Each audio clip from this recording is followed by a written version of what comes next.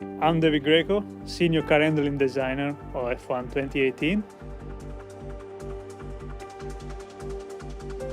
I started my racing career in real racing back in 1999, karting in Brazil, where my dad bought me the first go-kart, and then I went up to Formula Renault in North America, and then I also did some races in Italy, the last one in 2013, with a car I just tested a few weeks ago, and then from there I switched into sim racing. The tests we did in Italy, we actually tested two single-seater, and it was very interesting to see the difference between two. One was 2008 spec and the other one was this year spec, so about 10 years difference, and the progress and the downforce difference was really amazing to see. We had a little bit of understeer on power, so I managed to give them some feedback to improve the car. In about 20 years of experience, I managed also to do many cool things, like being in Ferrari, testing cars at Fiorano, and in Vegas, doing a major eSport competition. And all this really adds to what I do at work. I joined Codemasters in 2014. It was April 7th, to be exact. And my job was to, step by step, go more towards simulation. And I really believe that every year we go always more and more towards the simulation. F1 2017, I believe, has been a very good step up from 2016, and the 2016 was a very beautiful step up from 2015. But I believe 2018 is a massive step up because we introduced so many more simulation aspects that I believe will be very well received by all the players.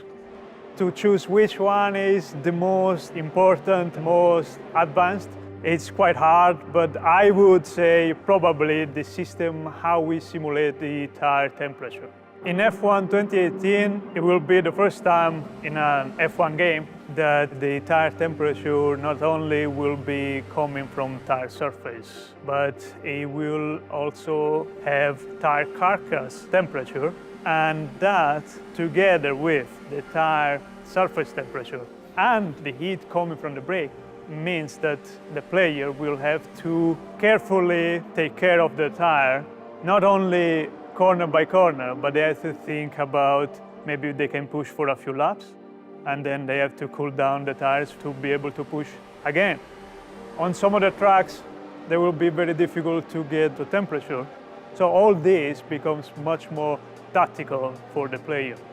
Now the drivers have three different ways to approach a race. The first one will be all attack, so you go very fast the first laps. But obviously the side effect is that mid to end of the race, you will suffer from tire overheating. The other one is to be consistent, be as nice as possible but push, so that you can keep the tires on very good temperature range for the entire stint. And the third possibility is that they really nurse their tire at the beginning and then they are very fast before they go and pit.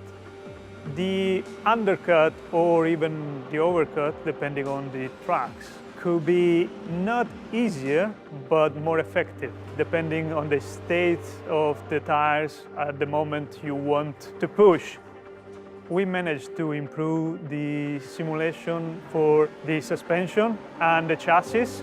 We now run at 1,000 Hz, which is very fast and very detailed. And now you feel totally connected to the car, what's happening to the chassis, to the suspension, and to the tire. The shift of the weights are much more noticeable. And also the curbs and bumps now can actually upset the car, and the player has to think, is it okay to attack that curb or is it the curb too tall? The force feedback, you feel not only the tire, but you feel the whole steering column and the dampening that is around the steering column, because the suspension has improved and the chassis and everything around is improved. Therefore, if you go on a curb and you have a double bounce or three bounce, you actually feel the three bounces on the wheel, something that before we wouldn't be able to feel. In F1 2018, The player can actually change the ERS, which is the energy recovery system. While racing, the ERS can be deployed using the MFD, the multifunction display that we introduced a few years ago. Just like changing the fuel mixture, you can actually change the deployment mode of the ERS. On the OSD and on the steering wheel, you can actually see the level of the energy that you have by a bar and also a number that tells you how much battery you have. And then you have the deployment bar, so how much you are deploying and how much you can deploy per lap.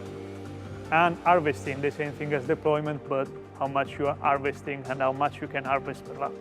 It will introduce a key element of tactic to the whole game, because you might end up in a situation where you have to defend, or maybe somebody in front of you makes a mistake and it's your time to overtake, or you want to do an overcut, but you were using too much energy and you don't have enough energy to do those 2-3 laps before you go into the pits. And therefore, all this becomes much more tactical for the player, and it will give us very, very interesting races. Players will be able to learn how to effectively use ERS through an ERS practice program. At the end of last year, we received a visit from a foam engineer, and I was able to learn many things, and he was able to actually share some key values of physics and handling of the car. So this year, we will be able to use real data, real downforce levels, drag levels. We managed to make some changes to the way the engine works. So now we have proper engine values for the power and torque. And also, I have to be thankful to him, because the idea of all the bulk and the carcass temperature actually came from him. And we actually together developed the best way that would be introduced in our game. I was able to compare to what I had done the previous years. And I was quite surprised that I was very close on downforce levels already. Not too close in the drag levels and the engine power. Actually, it's quite amazing how much power they actually produce and how much drag they also have, these new cars. Looking back in F1 2015, I am very happy where we got to, and I do have some ideas to further improve for 2019, because obviously we never stop. But we are very close to really be happy with the handling, the way the car feels, the force feedback, how it works. And this year we're very close to what I wanted from a simulator. In over 20 years of career between sim racing and real motorsport, I always came across questions like one title is more simulator than another title because it's very difficult to drive. With my real motorsport experience, I can say that real racing cars are made to have a lot of grip. To me, a simulator is not how easy it is to drive, how easy to make it spin. To me, a simulation is how many real life physical components we simulate. And especially this year, there are not many features that I can think of that we don't simulate. Just call it a game, to me, is not enough anymore.